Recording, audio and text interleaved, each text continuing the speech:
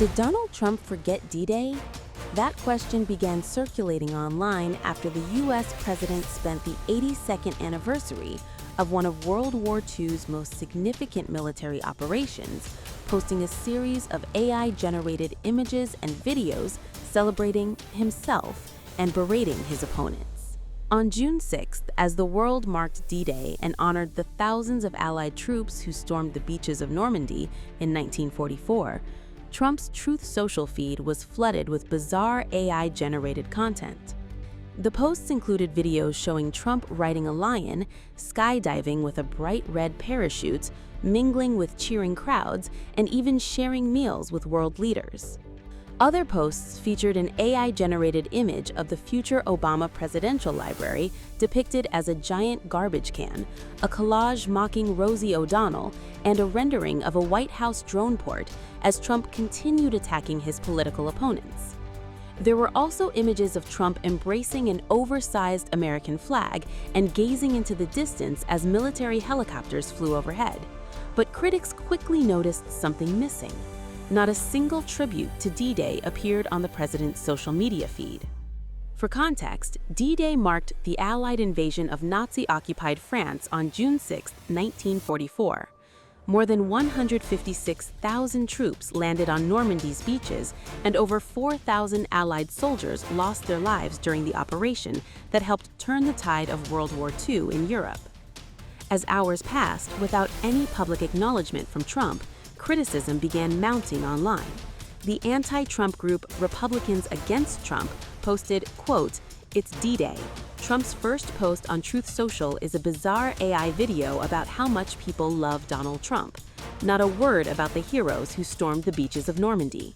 Meanwhile, the White House itself did issue a written statement honoring America's greatest generation and commemorating the anniversary. Defense Secretary Pete Hegseth also traveled to France for D-Day commemorations, although his remarks generated controversy after he compared migration into Europe as an invasion and criticized European governments. It's past time we remember what they knew. Their legacy demands far more than quiet reflection. It requires our active vigilance. Sadly, today, different European beaches are stormed by different dangerous ideologies. Beaches in Spain, in Italy, in Greece, and Bulgaria. Boats and men arrive. When will European capitals do something about that invasion? Or is it too late? I pray not, and I believe not. The men who fought and died here restored freedom to Europe. That freedom must be maintained by this generation of leaders and warfighters, or what they fought for was merely temporary. What's particularly notable is that Trump has acknowledged D-Day in previous years. In 2025, he shared a commemorative image marking the anniversary. In 2019, President Trump visited Normandy to honor the 75th anniversary of D-Day. But this year, critics argue, AI-generated tributes to Trump himself appeared to take center stage. By the end of the day, there was still no D-Day message posted by the president on Truth Social. And that silence fueled a new wave of criticism, with opponents accusing Trump of overlooking one of the most important anniversaries in American military history while focusing attention on himself instead. Whether it was an oversight or a deliberate choice, the absence of a D-Day tribute became a story of its own. This comes as President Trump was already making headlines for all the wrong reasons, with users online questioning his sexuality. During a roundtable event with farmers in Chippewa Falls, Wisconsin, the president made a remark about Olympic speed skating champion Jordan Stoltz that quickly raised eyebrows online, and it's not hard to see why. The Friday event was supposed to focus on American farmers and Trump's rural agenda ahead of the midterm elections. Several Republican figures took turns praising the president, while athletes and local leaders joined him on stage. But the conversation took an unexpected turn when Stoltz presented Trump with one of his Olympic gold medals. As the two shared the spotlight, Trump began commenting on the 22-year-old athlete's physique, specifically drawing attention to his leg strength. keeping it. I'm keeping it, Jordan. I'm not giving it back. I'm a very good guy for keeping gold. I like gold. I'm never giving this back. Congratulations. I forgot to touch his leg. I didn't want to do that. But I can tell you one thing. His leg is like a rock. That's fantastic. 2 gold medals. Wow, that's big stuff. Thank you. It's an honor. And speaking for my other athlete up here, that's pretty good, right? 2. And you go through big competition with a lot of great athletes, right?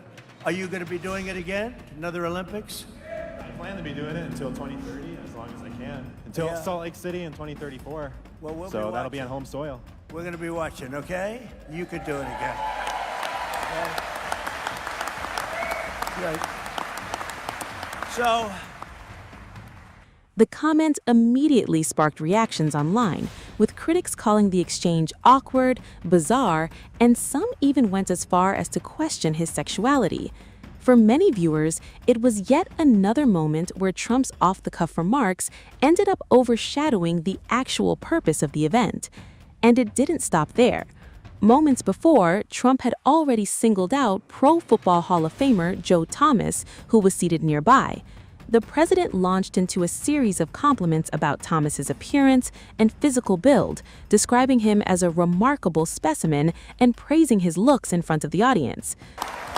but as they say in the farming business, we had to take care of business. Look at this guy over here. I don't know who the hell he is, but he is one hell of a specimen, I can tell you. This guy, this is one hell of a physical specimen. I thought I was big until I met you, Joe, you know? You're fantastic.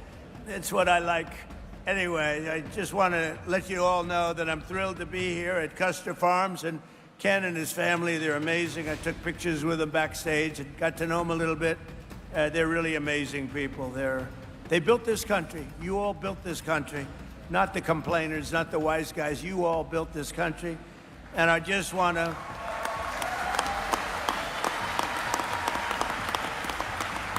And I just want to let you know that Wisconsin, for me, has been just a great place. You know, it's known as difficult. It's difficult. You got to be good to win. But we won here, as you know. We won it a lot. And we're trying to figure out who the few people that voted against us are. We're looking for them right now. The comments quickly spread across social media, where users began comparing the moment to another recent controversy involving Trump's remarks about a male supporter that had already generated headlines just days earlier. The timing couldn't be worse for the White House. Trump's visit to Wisconsin comes as fresh polling numbers suggest growing challenges for the president. A new Marquette University Law School survey found his approval ratings hovering near some of the lowest levels of his current term, particularly on key issues like the economy, inflation, and cost of living. So while the event was designed to highlight support for American farmers in a crucial swing district, much of the online conversation has instead focused on Trump's unexpected comments and whether they once again distracted from the message his team was trying to deliver. And judging by the reaction online, that's exactly what happened. What was supposed to be a campaign-style showcase for rural America has instead become the latest Trump moment and another headline his critics are unlikely to let go anytime soon.